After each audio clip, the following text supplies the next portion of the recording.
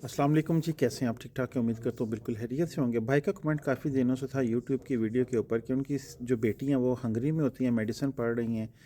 2028 तक उनका residence card valid है, लेकिन हंगरी का ये कानून है कि वो आगे से परमानेंट रेजिडेंस कार्ड नहीं देता। तो हर माँ बाप का आने वाले टाइम को देख के सोच के ये चीज़ होती है कि हमारे बच्चों का फ्यूचर सेव हो, या वो इतनी मेहनत कर रहे हैं तो उनको मिनिमम परमानेंट रेजिडेंस कार्ड तो मिलना चाहिए। तो भाई का सवाल ये है कि क्या मैं स्पेन में आके, तो ये जो इमिग्रेशन अभी खुल रही है उसमें कुछ ना कुछ फैसिलिटेट हो जाएगा, या मेरी बेटी अगर स्पेन में आके क्या करे तो उसके लिए बेस्ट पॉसिबिलिटी या फ्यूचर के हवाले से ये सारी चीज़ें आज मैं इस वीडियो में डिस्कस करूँगा। मैं कोई प्रोफेशनल वकील नहीं हूँ, लेकिन 20-25 साल मेरे यूरोप में गुजरे हैं।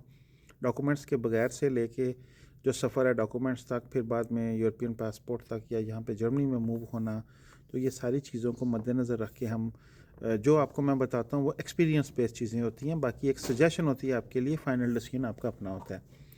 मेरी नज़र में, मैं भी बाप हूँ, 3 बेटियाँ मेरे माशाल्लाह, 3 बच्चे हैं। तो अगर मैं आपकी जगह पे हूँ तो मैं स्पेन वाला स्टेप उसके लिए नहीं लूँगा। क्या वजह है उसकी, मैं डिटेल में आपको बताता हूँ।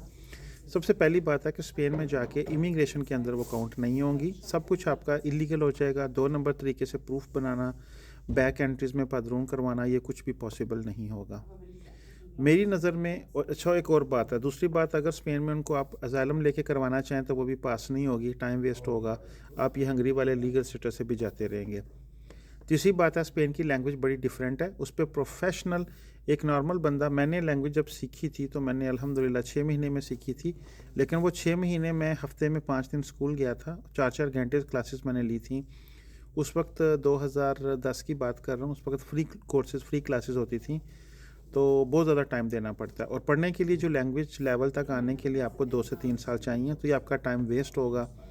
फिर बाद में अपने कैरियर में आना, फ्यूचर में आना, चीज़ें मुश्किल हो जाएंगी। स्पेनिश लैंग्वेज इतनी आसान नहीं है।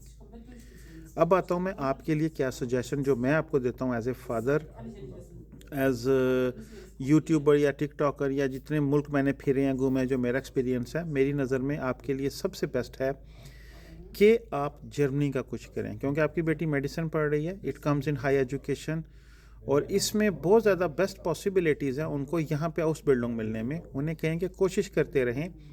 Online make it in Germany website है, वहाँ पे जाके सर्च करें, या DAD इनका जर्मनी की एक वेबसाइट है, उसके ऊपर स्कॉलरशिप प्रोग्राम्स होते हैं स्टूडेंट्स के लिए जो अच्छी पढ़ाई कर रहे हैं, या अभी उनके पास 2028 तक रेजिडेंस है हंगरी का, वो जर्मनी में विज़िट पे आएँ और कोशिश करें कोई ना कोई आप बंदा यहाँ पे निकालें जो उनकी हेल्प कर सके।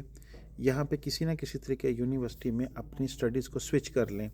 जर्मनी में उनका फ्यूचर, उनका कैरियर बहुत अच्छा है, और यहाँ पे उनको हाई स्किल बेस पे ब्लू कार्ड भी मिल सकता है जो कि 5 साल का वैलिड है। स्पेन वाला जो सीन है, स्पेन के जो ख्वाब हैं वो सिर्फ डॉक्यूमेंट्स की हद तक हैं। फ्यूचर वाइज कमाने के लिहाज से, पैसों के लिहाज से वो इतना इजी नहीं है, वो बहुत मुश्किल है। ये मेरी वो चीज़ें हैं जो आप समझ लेना कि एक समरी है। ये मैं उस फाइनल उसमें आपको ये वर्ड्स बता रहा हूँ, बाकी इसके ऊपर आप सोचें, मज़ीद इन्फॉर्मेशन लें। फिर भी आपने कुछ पूछना है इंशाल्लाह मुझे कमेंट करें, I will do my best to reply you. लेकिन जो स्पेन की इमिग्रेशन है या स्पेन की पदरून के हवाले से, वो सिर्फ़ और सिर्फ 2 साल की बेस पे जो अराइगो होती है स्पेन की, उसके अंदर वो काउंट कर सकेंगी, लेकिन वो फिर 2 साल इलीगल रहेंगी स्पेन में, और वो एक अच्छी पॉसिबिलिटी नहीं है, अच्छी ऑप्शन नहीं है। तो ये थोड़ा सा आप ख़ुद भी सोचें इस पे, और मैं आपको जर्मनी के लिए ज़्यादा प्रेफर करूँगा और सजेस्ट करूँगा कि जर्मनी में अपने को कॉन्ट्रैक्ट ढूंढें, और हाई स्किल्ड बेस पे अपनी बच्ची का फ्यूचर आप यहाँ पे ज़्यादा बेहतर कर सकते हैं। अल्लाह पाक आपके लिए, मेरे लिए आसानियाँ पैदा करें। दुआ में याद रखिएगा। फिर मिलूँगा। अल्लाह हाफिज़।